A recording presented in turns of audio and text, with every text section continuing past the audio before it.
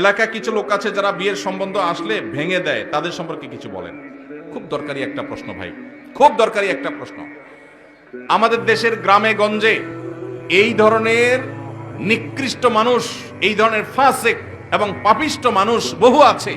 এমনকি অনেক লোক আছে নামাজ কালাম পড়ায়, মসজিদে জামাতের সাথে নামাজ আদায় করে, কিন্তু মানুষের বিয়ে শাদী উপলক্ষে খোঁচাখুচি করে। কোন এলাকাতে একটা মেয়ের খবর নেওয়ার জন্য আরেক এলাকা থেকে মানুষ আসছে এলাকাতে আপনাকে পাইছে একটা পুকুরের ঘাটে উজু করতেছেন, দেখছে যে মসজিদের পুকুরের ঘাট উজু করতেছে, বেচারা নামাজি মানুষই হবে। জিজ্ঞাসা করছেন, ভাই সালাম আলাইকুম, আপনাদের এলাকায় অমুক মেয়েটার সম্পর্কে কিছু জানেন কি? আপনি চিন্তা করছেন, আরে তো আপনার শত্রুর মেয়ে, আপনার সাথে তার আইল ঠেলাঠেলি আছে, এই চান্সে আপনি শত্রুতা উদ্ধার করার জন্য বলছেন, ভাই আল্লাহ বাঁচাইছে, আপনি আমার কাছে আসছেন ভাই। এই বইলা যে আপনি একটা শয়তানি শুরু করে দিলেন, আস্ত ডাহা ডাহা মিথ্যা কথা বলে ওই বিয়েটা ভাঙিয়ে দিলেন। এই কাজটা শুধু মিথ্যা না, আল্লাহর জমিনে আল্লাহর আরশ কাঁপার মতো সবচেয়ে ভয়াবহ অপরাধগুলোর মধ্যে থেকে একটি। কারণ এখানে একটা নিষ্কলুষ চরিত্রে আপনি কালিমা দিলেন, একজন নিরপরাধ মানুষ সম্পর্কে মিথ্যাচার করলেন, আবার নিজে মিথ্যা কথা বললেন, আবার ওই লোকটাকে অসত্য সংবাদ দিলেন, মিথ্যা সাক্ষ্য দিলেন। অনেকগুলো কবিরা গুনার সমাহার এখানে আছে, একটা কবিরা গুনাহ নয়, অনেকগুলো কবিরা গুনাহ একযোগে হচ্ছে, আপনি টেরও পাচ্ছেন না। জাহান্নামে যাওয়ার জন্য বেশি কিছু দরকার হবে না।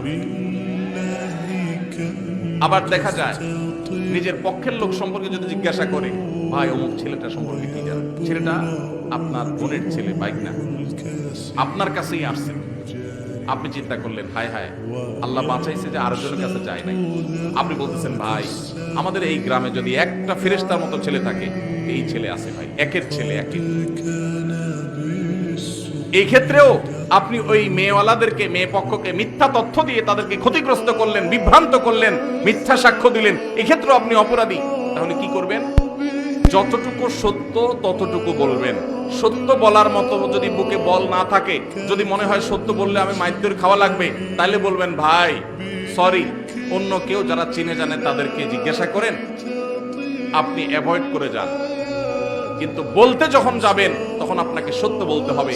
নবী সাল্লাল্লাহু আলাইহি সাল্লাম বারবার আমাদেরকে সতর্ক করেছেন। তিনি বলেছেন, যদি তোমাকে কিছু বলতে হয় ফালিয়াকুল খায়রা আও লিয়াসমুত, তাহলে ভালো সত্য যেটা সেটাই বলবে, আর না হলে চুপ থাকবে। কিন্তু বলতে গিয়ে মিথ্যা বলা যাবে না। অনেক ভাইরা আছেন এই অপকর্ম করেন, কোনো কারণ ছাড়াই করেন, অযথা খোঁচাখুচি করেন, আছে না নাই? এই বিয়ে ভাঙার তালে এগুলো হলো মানুষরূপী শয়তান। আপনি যদি আস্ত মানুষের সুরতে শয়তান দেখতে চান, এইরকম বিয়ে ভাঙাভাঙির কাজ যারা করে, এরা হলো সে মানুষরূপী শয়তান। কেন বলেছি জানেন? কারণ ইবলিস শয়তান সবচেয়ে বেশি খুশি হয় একটা সংসার ভেঙে দিলে। একটা সংসার ভেঙে দিলে শয়তান সবচেয়ে বেশি খুশি হয়, অন্য কোনো কাজে শয়তান এত খুশি হয় না। আর এই লোকটা একটা বিয়ে হতে যাচ্ছিল, মিথ্যা কথা বলে ভেঙে দিয়েছে, অথবা অজাগা বিয়ের ব্যবস্থা করে দিয়েছে মিথ্যা তথ্য দিয়ে। এই লোকটা শয়তানের সে কাজটা করেছে। আল্লাহ আমাদেরকে এই দুশ্চরিত্র থেকে বেঁচে থাকার তৌফিক দান করুন। যারা এই সমস্ত খারাপ কাজের বদভ্যাস আছে, আল্লাহর ওয়াস্তে তারা ছেড়ে দেন, আল্লাহকে ভয় করেন।